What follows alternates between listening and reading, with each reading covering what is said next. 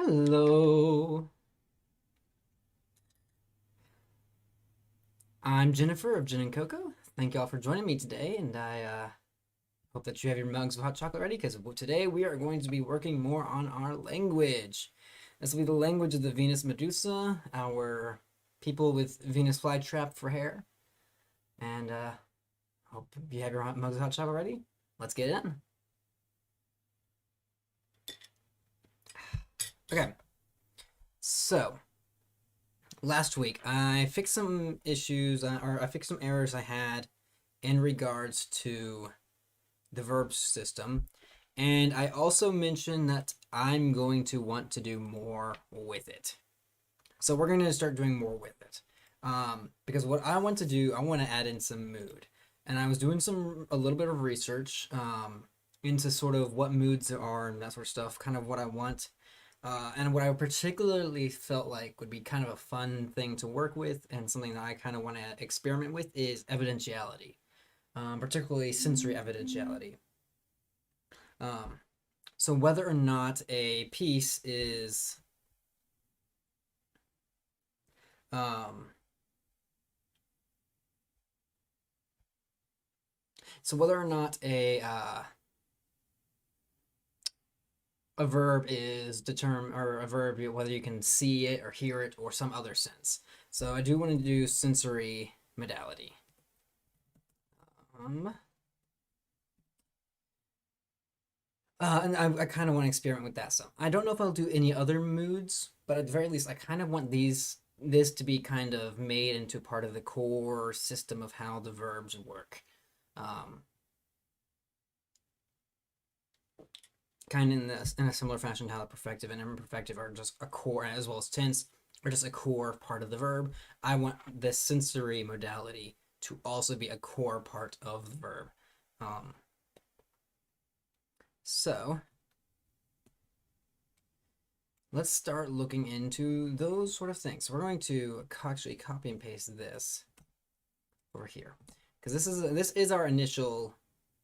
This is currently what our unmarked, our template. Well, it's a good template for what we have, but it's not what we're going to wind up with. Um,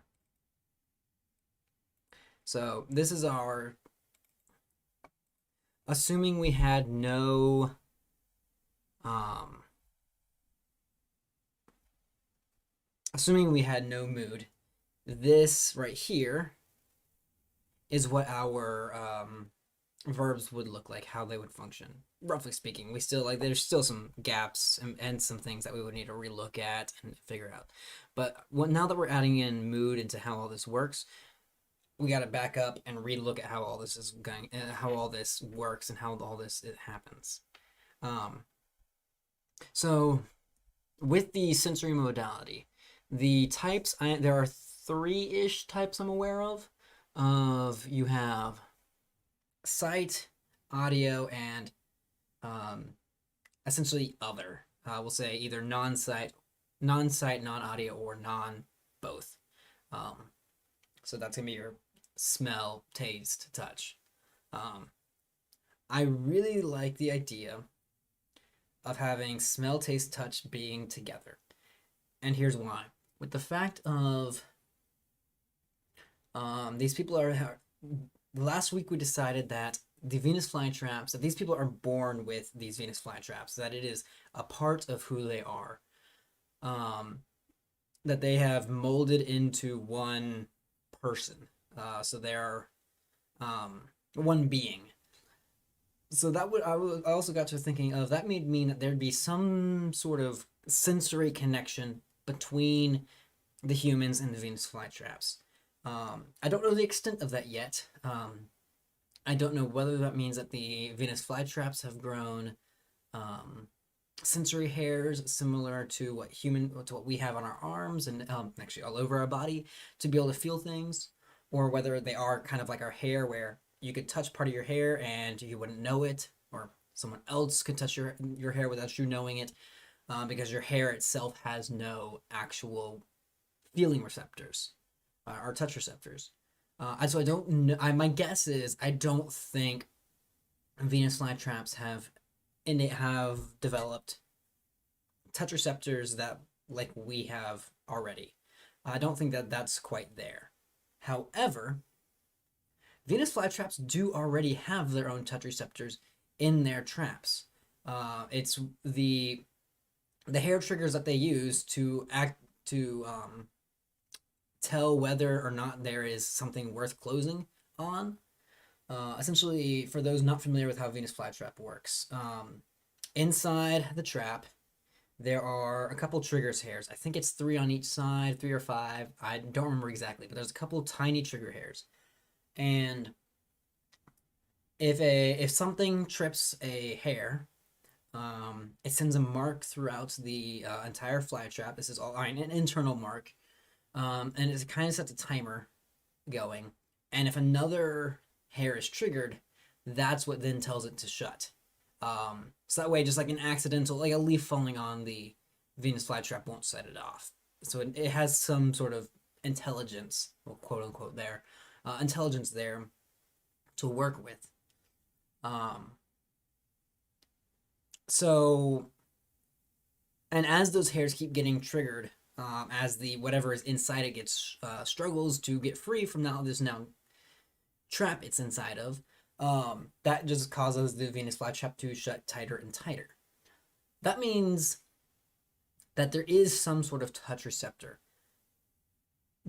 but that's also technically, in a way, a taste receptor, or at least it could be understood as such, or maybe evolve into such. There is that potential there. So you kind of get this analogy between touch and taste with the Venus flytraps versus taste and smell with the human face. And so I kind of like that idea. I kind of want that idea of touch, taste, and smell. I kind of like that idea of having those three tightly connected, which would mean if we want to have those three tightly connected, we don't want to have auditory information encoded on top of that, which means that we need to separate audio and visual from our touch, taste, smell.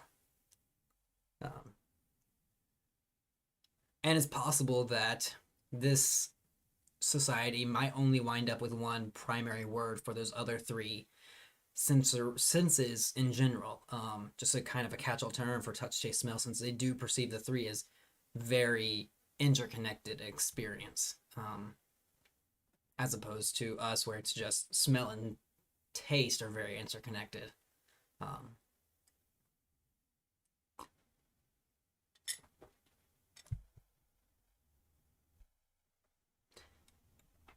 An interesting thought. If I recall correctly, I think it's butterflies can taste their feet.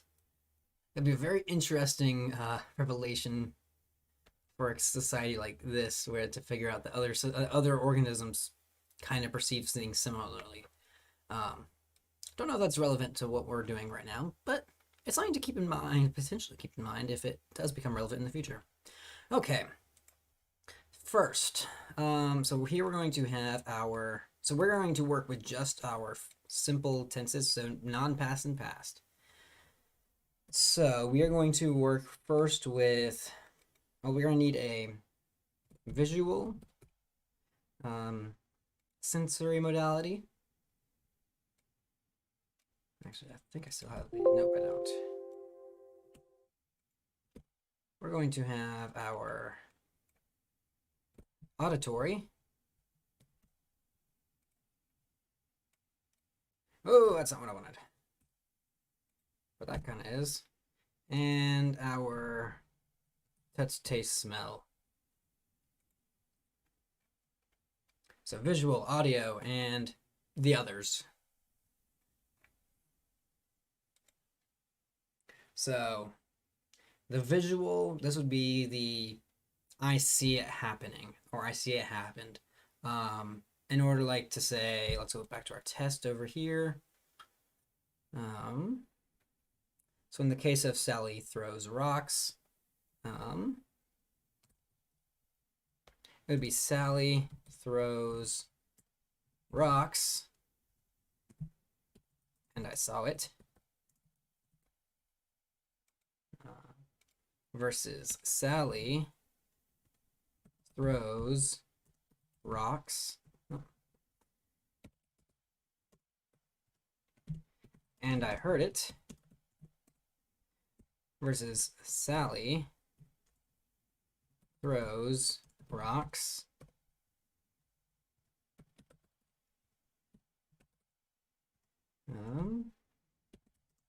And I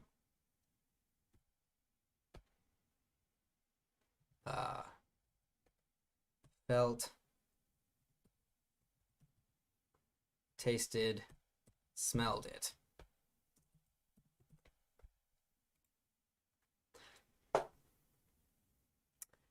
That's a weird way to say that.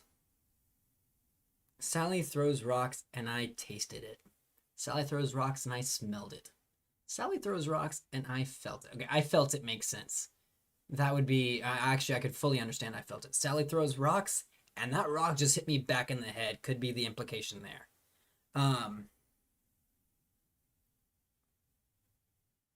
However, this leaves no room, or this doesn't really have a way of saying, or how would I say none of the above? That I did not see, hear, or experience it.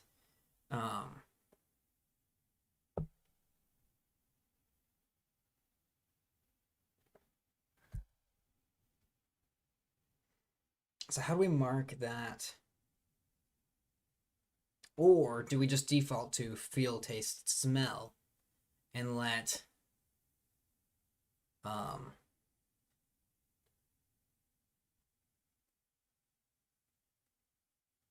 and let context determine whether or not you actually felt it or whether or not you had no direct experience with this.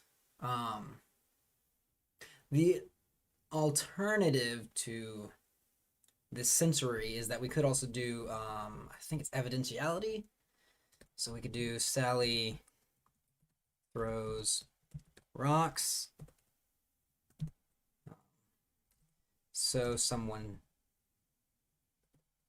you told me, this would be second person, I believe. Sally throws rocks. So someone told me, this would be third person. Sally throws rocks. I really should have copy pasted that. That would have made a lot more sense.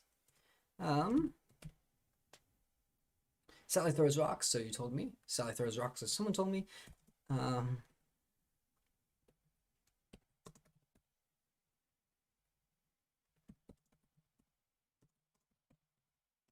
Or Sally throws rocks as it's known to happen. Just kind of a general truth. Like it rains as it's known to happen. It's just generally raining. I kind of like this. You have a very clear way of saying whether or not how you experience something, and kind of like a hierarchy of experiences. Like I saw it. That is very much a truthful, factual thing. Like, Jennifer drinks hot chocolate, and you all see this. Whereas if I was to do it off camera, you would use the second person one. So I told you that I was drinking hot chocolate a moment ago off camera. You have no proof whether or not I did that, but you have my word for it, whether or not I did that. Or just the Jennifer drinks hot chocolate. It's generally known to happen. Surprise, surprise. I think I do like this. It kind of makes this hierarchy of where things are going to go. I think this is something we can work with. It also means our verbs are going to be quite complex, which I do not mind. I quite like that. It means that we are going to have a lot of forms of our verbs. That said, maybe we might have a lot of forms of our verbs, because there are two ways there's a couple ways we can go about this. Either these are standalone verbs that are, or these are auxiliary verbs that are required to be used with the verb. Periphrasis, I believe, being the term there for what that is. But essentially, like saying, kind of, this is not exactly the good way to put it, but kind of like saying you could go to the store in English, uh, where could is saying that it is something that is possible. It's a oh, I forget the exact mood it is, but essentially there is the possibility of that being able to happen. They're abilitative. I think that's what it is. Uh, you could go to the store. However, in English, that's not a required. You can just drop could. It's not going to be conditional anymore, but you're not required to have something denoting conditionality, yay or nay. This, I want to have evidentiality required in the state or in the verb, either through required auxiliary verbs or affixes onto the verb itself, or maybe even affixes that just become part of the actual verb itself, which that's something we'll look into later as far as evolution of the verbs and that sort of stuff. Right now, either affixes or auxiliaries. Those are what we're going to be looking at right now.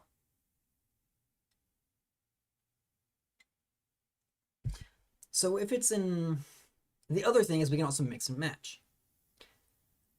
I want these, our sensory ones, to be more tightly connected to the verb. I want them to be kind of more tightly instilled.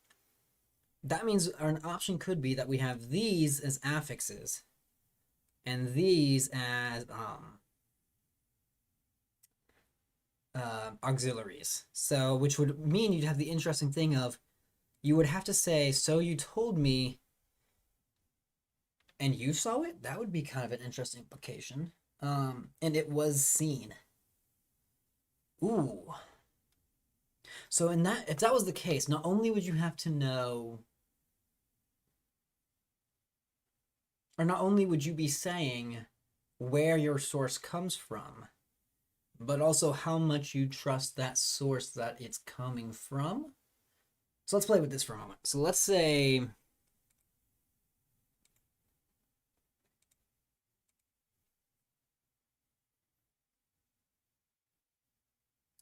Sally throws rocks. So you told me that you saw it. You told me, or you told me that that happened. And I trust that you, and I trust you greatly that you happened. Sally throws rocks. So you told me, and you heard it. Or and I heard it. There's the possibility. I mean, we're working with English words here, not with the actual words we're gonna be using a little bit. I'm just kind of getting, we're trying to wrap my head around the possibilities here. So and you or I heard it. You told me that Sally was throwing rocks, and either I don't have reason to doubt you. I don't have reason to doubt you, but I don't have reason to believe you. I'll just accept it until I hear otherwise.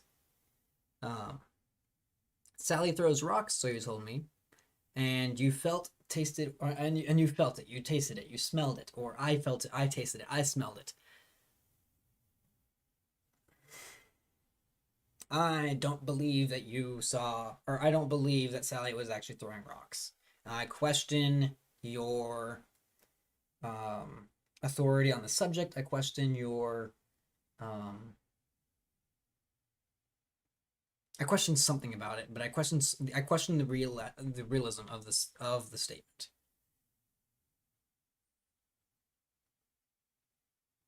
There's possibility there. However,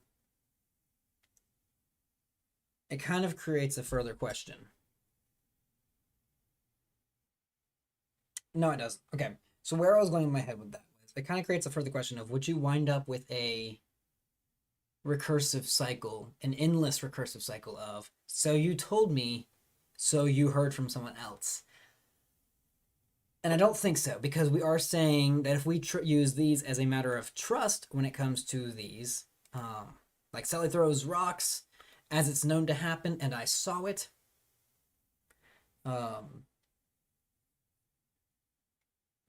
then that we're saying that it's a general fact that I trust very well. Sally throws rocks, as it's known to happen, and I've felt it. It's a conspiracy theory that I don't believe in. I don't believe that Sally always throws rocks. That's just a lie that people made up. Um, that ubiquitous they. There's possibility. Actually, I kind of like that idea of these becoming more than just sensory modality. Um, oh, so I think also here's an idea of the evolution pattern as well. The sensory modality, they're going to appear first. They're going to be the older of these modality things. Um, After they appear at some point, these are going to appear to solve the issue of what happens if you did not see, hear, or experience. What happens if you did not personally experience this? Kind of that would happen after these become just parts of the verb. Um, so that way you have a way to say, um, you have the way to say that other people were the ones doing the experiencing, or just it's just generally known. But then, and that those form on when these are still not necessarily required on the verb, but have become an integral part of how verbs work. And when these become required on the verb, that you have to have those three things, or these three things become required as a response to saying, well, do you trust this information? Um, and kind of you just get that play on they kind of co-evolve where you first get these sensory modalities, you get these evidentiary modalities to respond to the sensory ones, to fill in the holes, and then the sensory ones evolve a secondary meaning to fill in the holes of the evidentiary moods. I like that idea. I think that's what we're going to run with. So, oh, that's interesting now, though. We're going to have a lot of charts. Oh, dear. Because that means we're going to need to have. So here's the charts that we are going to now need to have. It's going to be a moment. So we're going to have our first, our visual modality chart. So essentially this is going to be what happens when you have any given tense, so past or non-past, and the given aspects of perfective, imperfective, and our twice aspect. Which we decided later will wind up becoming the similiterative, similiterative, to kind of match our simulfactive. So that's set one.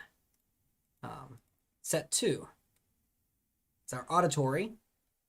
Similar thing, so still past, non-past, perfective, imperfective, twice. And then our TTS with our non-past, past, perfective, imperfective, and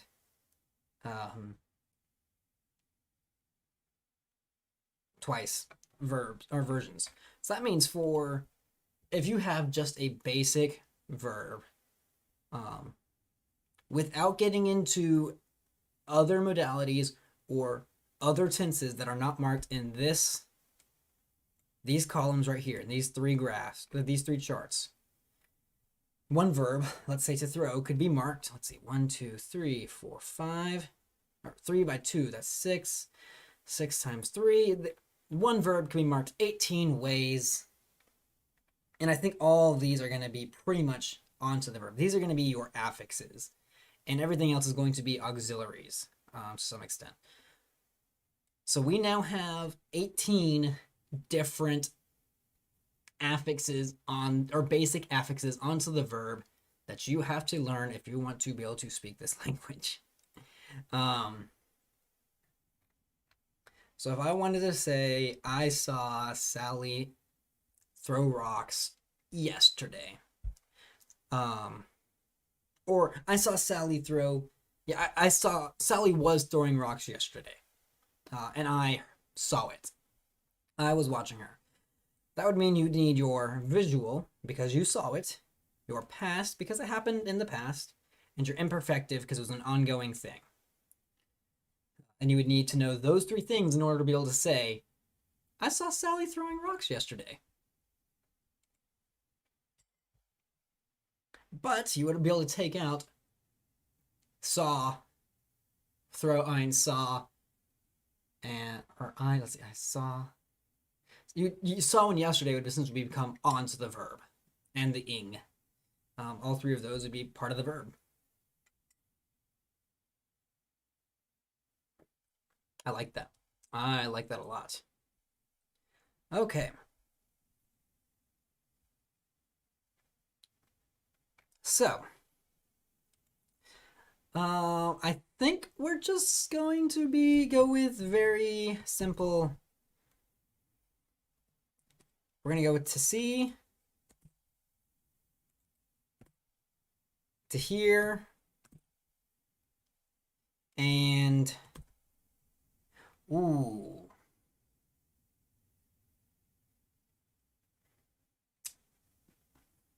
Wait, I did say I kind of want these other three to be, or the other three experiences to be marked into kind of one general categorical word. So we'll have whatever that word is come in here. So we'll just say TTS for that concept, or to mark that concept.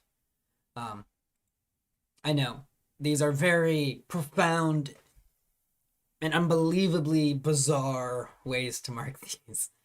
But they're functional for, or they're exactly what we need here. So, now we've got to work on our markings for. Well, hold on. Let me go back a moment. Marking the visual, the auditory, and or marking our sensory moods.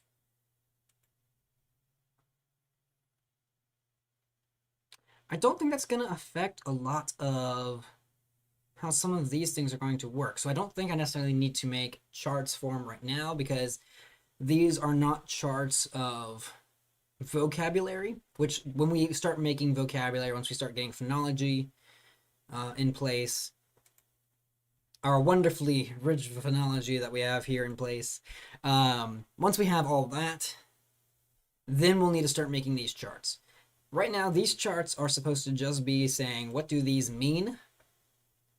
And I don't think that you're going to see a whole lot of variation in how visual, auditory, and touch, taste, smell work. Because they're all pretty much... There's...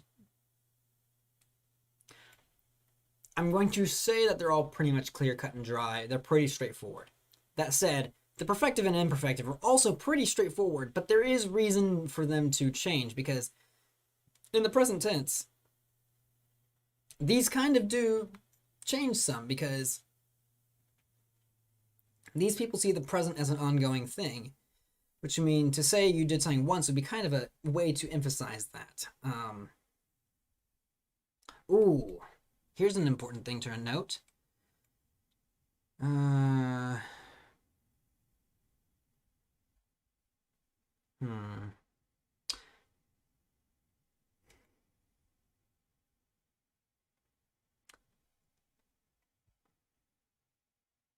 So this, yeah. So, okay, we'll come back to that thought I was just having, and I'll express it out loud in a moment. But we'll get to there. So the simple factive, our non-past perfective. I threw once. It's a one and done specific action, but it's also an emphasis. However, it is possible that the past perfective could also take on that simul factive understanding for some verbs. And this is where the whole dynamic static thing comes in, as well as telic and atelic, and there's one other state that I'm blanking on at the moment. Punctual versus continual, where some of those things come in. essentially talking about what a specific verb does. So if we're to say, let's take laugh. I laugh. So for this, you would have, let's go over to our test for a moment. So for this, you would have let's go with non-past, past, perfective, imperfective, twice. So for these, you would have I laugh. Or, yeah. I laughed. I am laughing. I was laughing.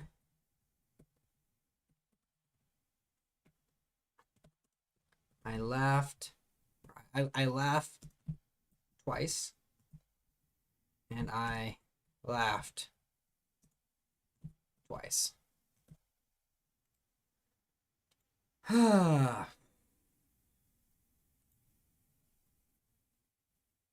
Say I laugh once or I laughed once, to put that emphasis on it and to make it understood as, rather than being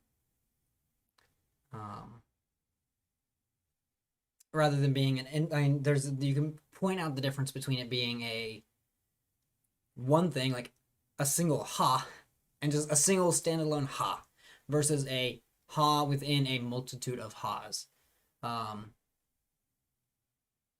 Okay, maybe laugh is not the best way. Knock might be a better way to say it. I knocked, like I knocked once, versus I was knocking, but I am emphasizing one of those knocks.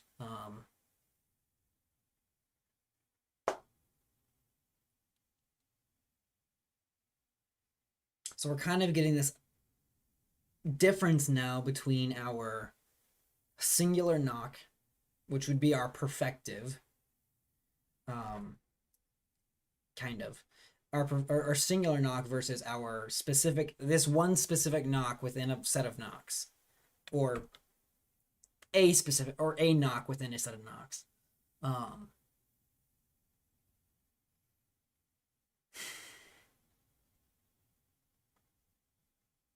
Does it make sense to, so where I'm going with this, in the non-past, so in our present tense, it kind of doesn't matter which one you're saying, whether you're saying you knocked once or whether you're saying you knocked once in the middle of a thing. They understand the present as an ongoing thing. So either way, you are emphasizing a specific moment. It doesn't really matter at the end of the day. And if you wanted to specify, you could use other words to specify. However, if that same understanding of, or that same dichotomy of that word started to move into the past tense version of that word, if that meaning bled over, which as it is likely to do, as people start to fully assimilate the secondary or this non-initial meaning of this, essentially meaning the I knocked once out of a group of knocks, the simple factive meaning. As people assimilate that meaning, it could get extended into the past, and so then that would mean it would be more of an emphasis of a specific part of a ongoing whole, as opposed to a one and done deal. For some verbs, like okay, and I'm realizing laugh is not my best one. Run, throw, knock, those are better ways to say. So actually, let's go back to our throw verb. I throw. I am throwing. I throw twice. I threw. I was throwing. I throw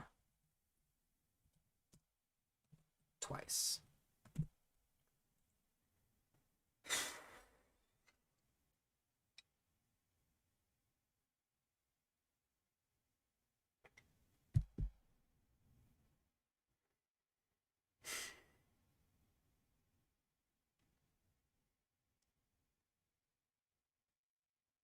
Hmm.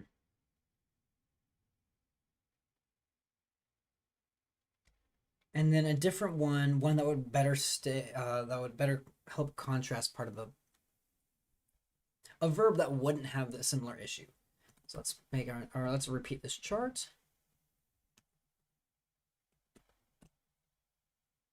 A verb that wouldn't have this similar issue would be a stative verb, something like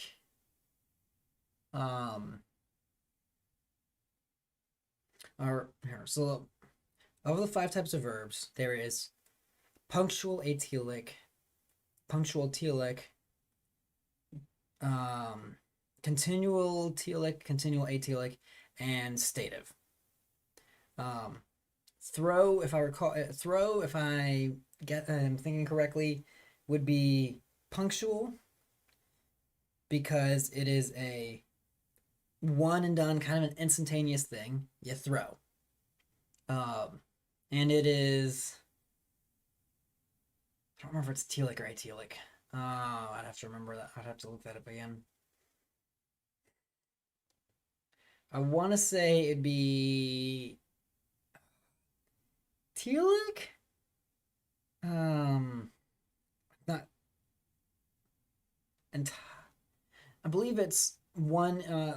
The difference between telic and atelic, I don't remember which one is which, is that one is in something that does not have an ending, and one is something that has an ending. In the case of throwing, there's not exactly an ending in the same way, so you could keep on throwing indefinitely. Whereas it's not like an achievement or something like that. Yeah, I think that's what it is. I don't remember if that's telic or atelic, but that is where we get into. But I do believe it is definitely punctual, in the same way that knocking is. A stative verb, though, would be something like I smile. No, I'm happy. I am happy. And this is something where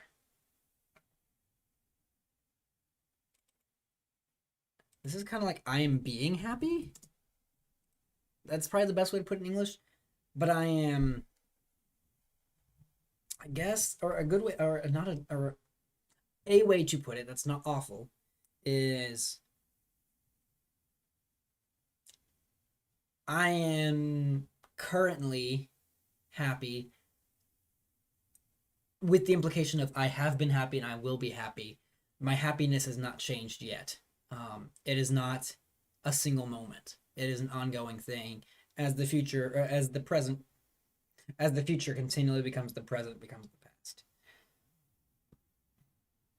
As opposed to a perfective, in which, if you were to say I'm happy in the perfective, it'd be kind of a weird way. You're just kind of saying I had a moment of happiness, or in our twice, I had 2 moments of happiness. As odd as that sounds, um,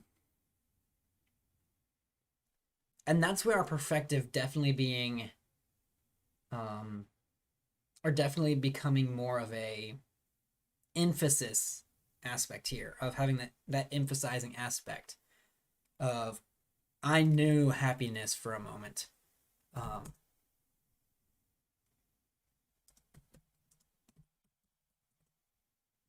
I am happy twice. That's a weird. I was happy twice. Those are weird English ways to put it. Um, I was happy. You can okay. I was being happy. Um, yeah, maybe happy is not our best way to put it. 'Cause happy itself is not a verb. Oh boy. What better stative verbs are there in English than happy? Because happy's a noun. Even in this context, it's a noun, and our to be is our verb. And for various reasons, I'm not a huge fan of to be in languages, but that's a different story for another day. Um, Other stative verbs we can test on. I exist. That's one, haha, that I think will have a lot less weirdness with it. Also, I'm just going to do ourselves a favor here and give these a little bit more space to exist in.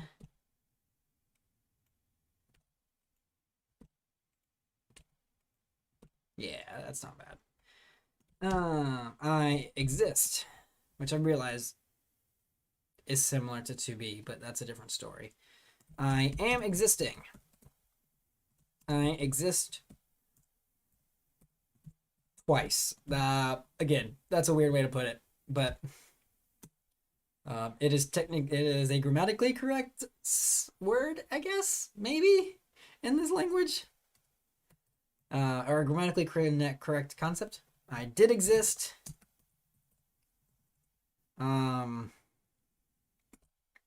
I was existing.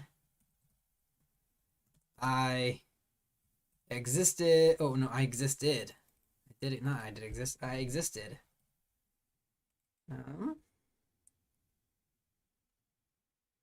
I existed twice. Got some real King Arthur or Second Coming of Christ stuff here going on with these verbs. I am, and I'll come back. Woo! Although that technically not be non-past, but that's a different story. We'll ignore the weirdness of I exist twice for the moment, because actually what we're focusing on anyway is the perfective here. So, in this instance, in this understanding, we have I exist. So I am existing. That is the default. Existence is an ongoing and continuous thing. It is not a one and done.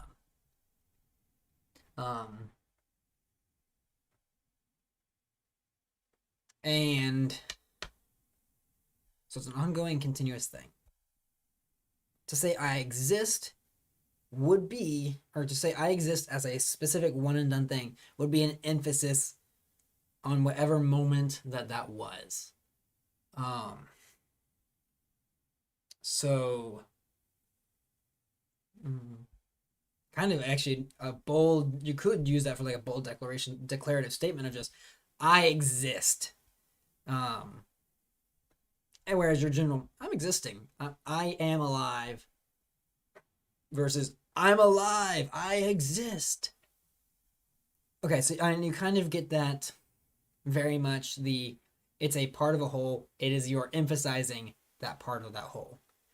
Same thing in the past. You are when that meaning bleeds over from being a one and done thing to I am part of a whole, or to being part of a whole.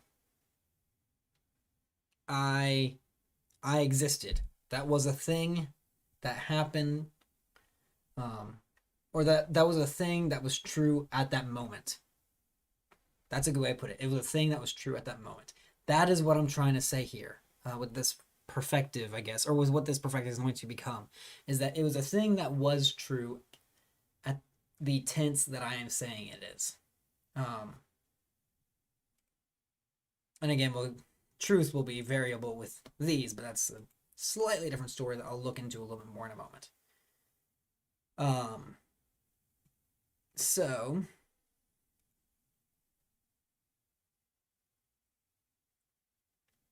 your other thing is, and then the twice will be kind of always be a natural duplication of the perfective. Either it could become a double emphasis, a greater emphasis, or a specific, there are two instances of this thing.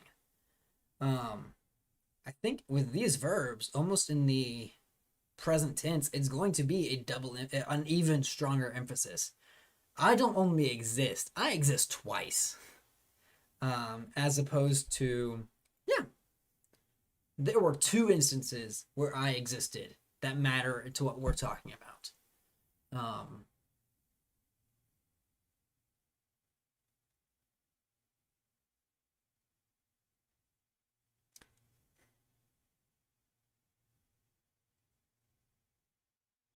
I think I said a lot of words, but I'm not sure how much progress I made.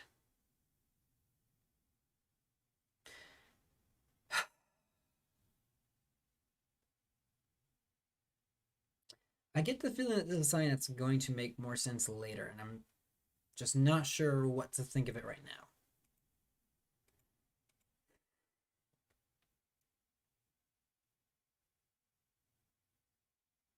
Yeah.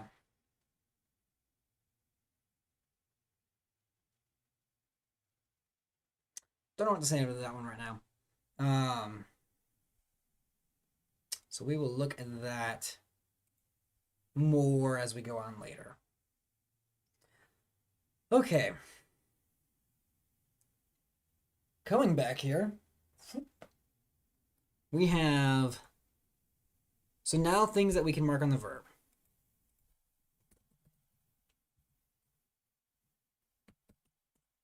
I'm pretty sure I didn't spell that right. Evidentiary. Well, so things that we can definitely mark on a verb. We can now mark, or with our systems we have in place now, we can mark our tense as either past or non-past. So those are affixed on. We can mark perfective versus imperfective versus twice. Those are affixed on. We can mark sensory modality. Those are affixed on. Our evidentiary modality and our future tense are auxiliary verbs. They're optional auxiliary verbs, semi-optional. Evidentiary, you have to have, there is a null, unmarked form, but you're always going to be implying some sort of evidence. Either yourself, either first person, second person, third person, or generally speaking. So, what do those evidentiary forms derive from? Let's go back into our evidentiary, or into our evolutions. So things, we can also go ahead and mark some of our other stuff here. Like we know, perfective, imperfective, and the other one.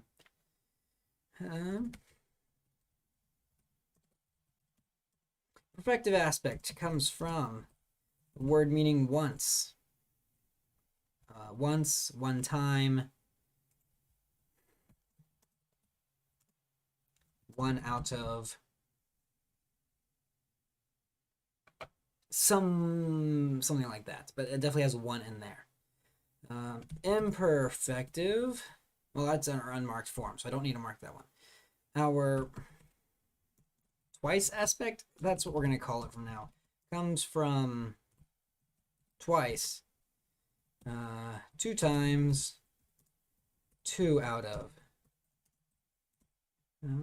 and comes after existence of perfective aspect.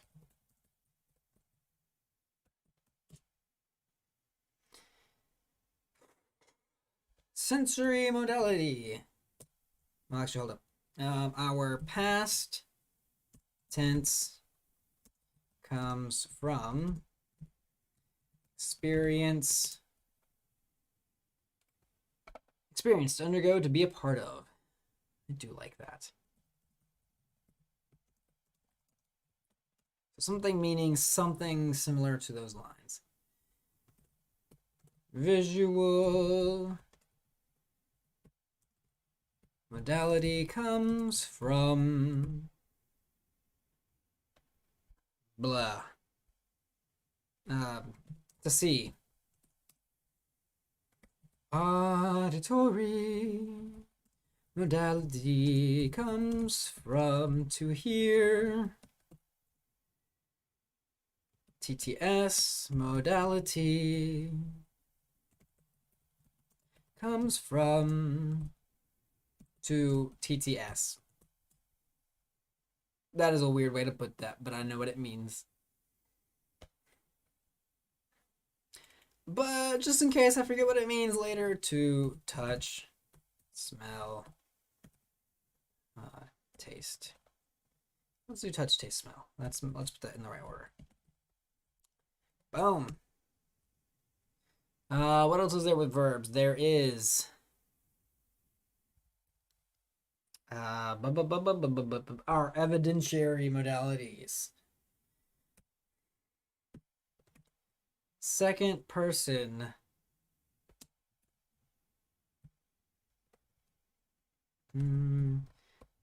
Evidentiary modality. I really think I'm spelling that wrong. Comes from something. Third person evidentiary modality comes from something. General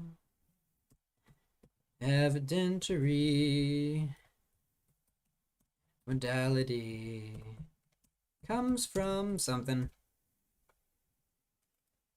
Okay. So what could these come from? It could come from pronouns. It's an option. It's not a bad option.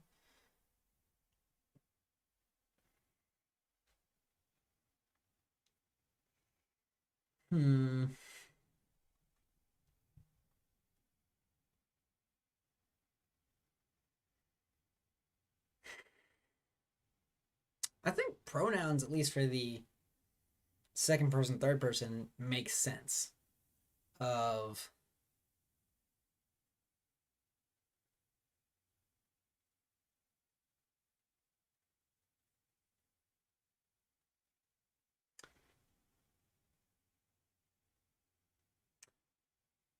so here's an idea. So I think we said that was one thing we had looked at is that for our syntax, we're going to be an SVO language for now, which would mean that so something along the lines like you said or you told me, you spoke.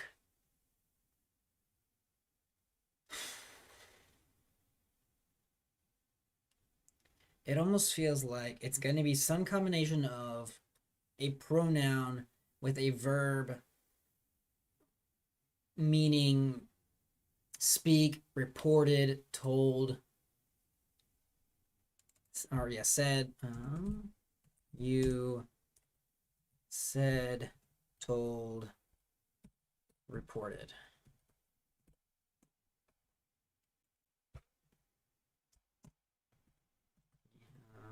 They said, told, reported, and that is singular they there. And then general evidentiary modality, however, could say it is known, or like this thing is a known fact. So it could come from something meaning to know, which could also be interesting because then to know usually winds up creating other moods and tenses as well. Either kind of past tense things, if I recall correctly, or kind of like necessitives, I think. There's other moods that I think tend to derive from to know, to understand.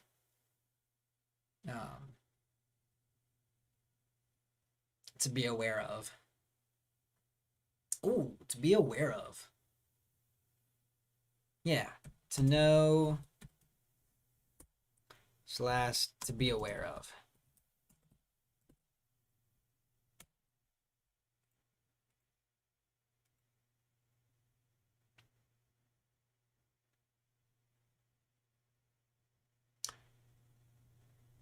So, if these are auxiliaries,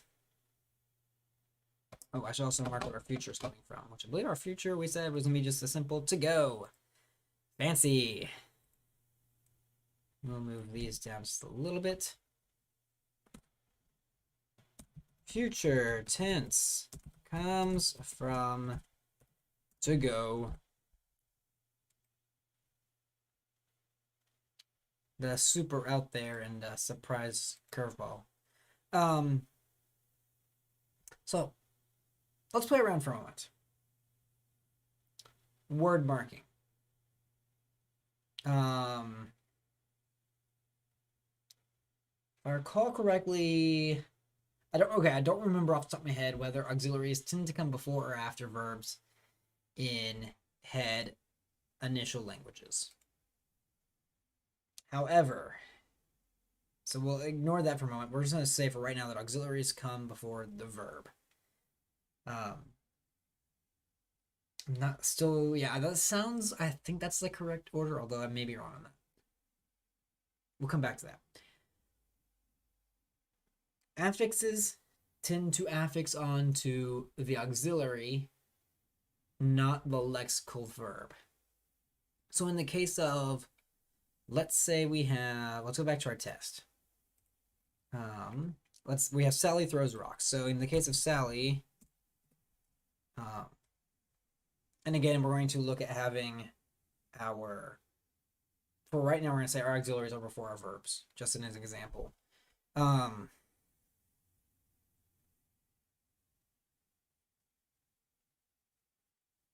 So one word would be, so we would have Sally, we would have throws, we would have rocks. However, that wouldn't just be throws. Let's say it is visual information, like visual. It was seen happening or it was trusted happening.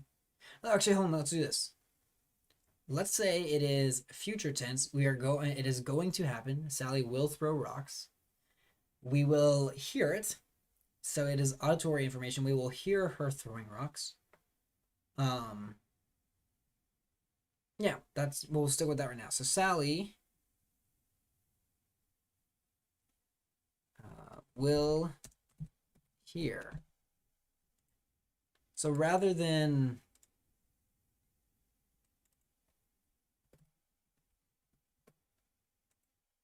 Sally, or actually let's do, just right now, we'll do these as we'll say it's a prefix. Sally here will throw rocks means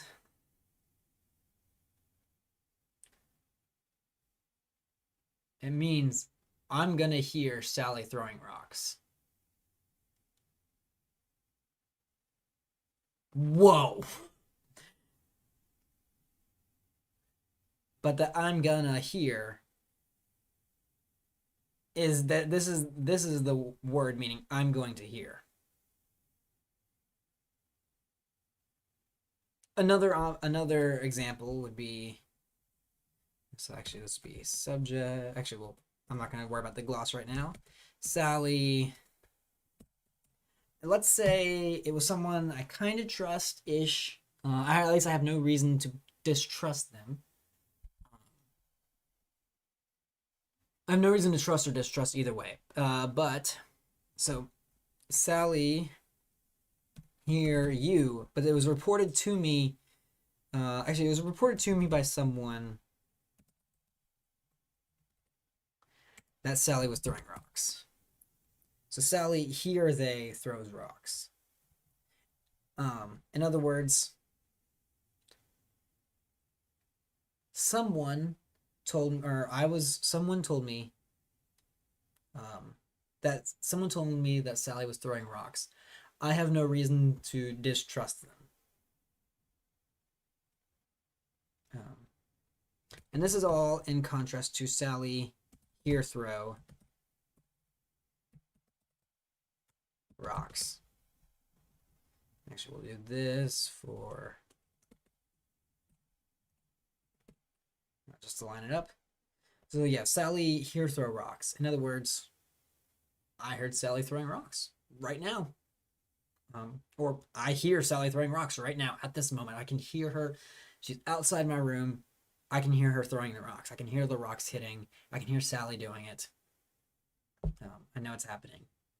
I can't see it. I can't visually prove it, but I can hear it.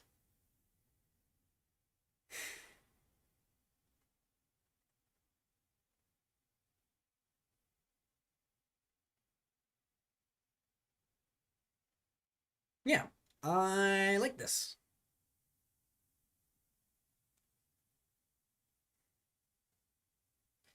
Sally. So yeah, Sally here throw rocks. Sally here will throw rocks.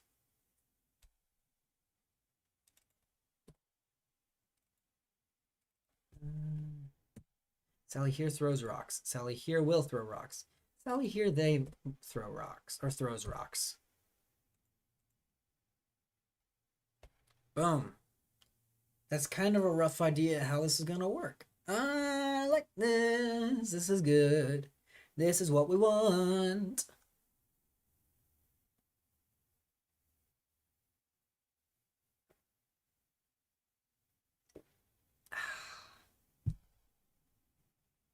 Awesome.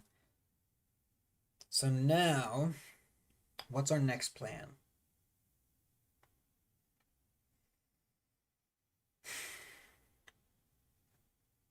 So I think we have a good handle on verbs at this point. We kind of have an idea of how they're going to evolve over time a little bit. I know at some point we're going to need to start getting our list of order of evolution a little bit more set up. But I think the next thing that we really need to start are some of the things that are our future roadmap. Let's actually go ahead and make a roadmap. I'm going to make this probably into a Word. Actually, better yet, well, let's delete that sheet right there. Let's add this onto our goals. Let's make a roadmap. So for our future objectives, what's next to come? Heading. So, roadmap. Roadmap L, apparently. Are things to come. Phonology. We have not touched on that at all. So that might be next week's goal. Maybe. We'll see. But phonology, we haven't really worked a whole lot on adjectives.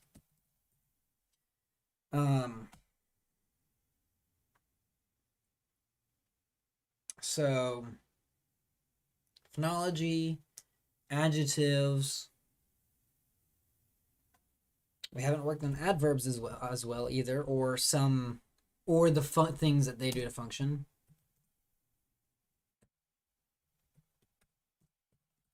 Adverbs, adpositions.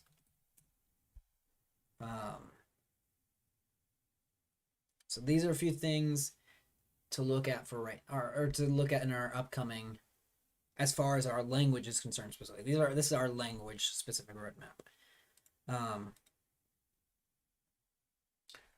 Yeah, I'm thinking phonology, adjectives, adverbs, adpositions. Those will be things that we'll start looking at in our upcoming episodes.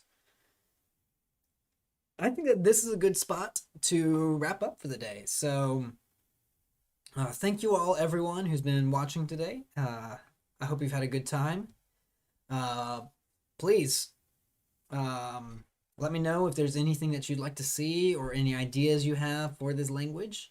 I'm always open to suggestions. I am an amateur among amateurs, so feel free to jump in and give me your thoughts, opinions, comments, all the goodness.